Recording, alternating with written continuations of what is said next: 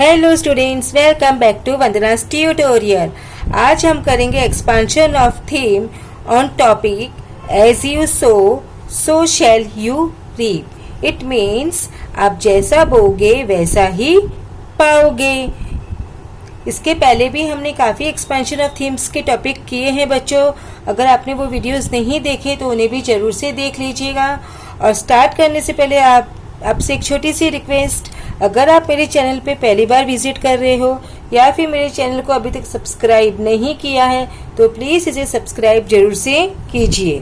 तो हम स्टार्ट करते हैं हमारा topic as you sow so shall you reap. If you have sown seeds of rice, you expect to get a rice plant. अगर आपने चावल के बीज बोए हैं तो आप क्या उम्मीद करोगे कि उसमें राइस के प्लांट ही उगे।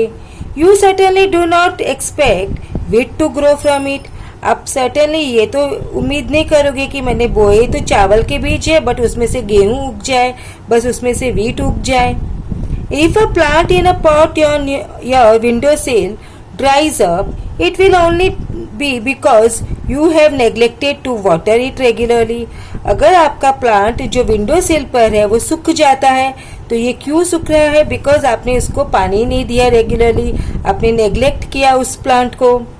Truly it has been said as you sow so shall you reap. So ये सच कहा गया है कि जैसा आप बोगे वैसा ही आपको मिलेगा।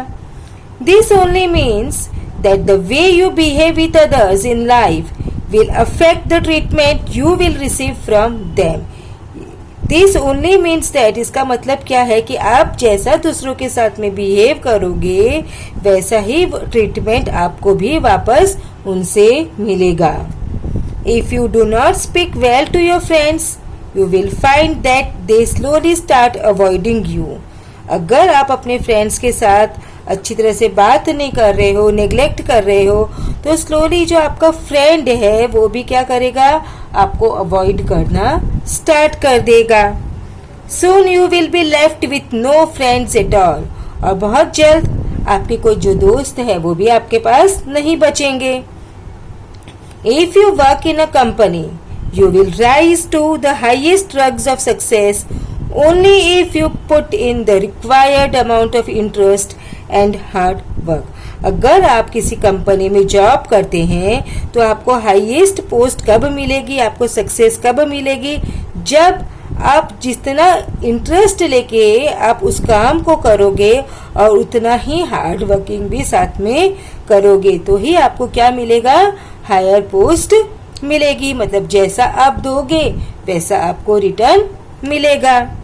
A student appearing for the SSC examinations will not do well unless he or she has spent hours in the previous months spending a lot of time on study.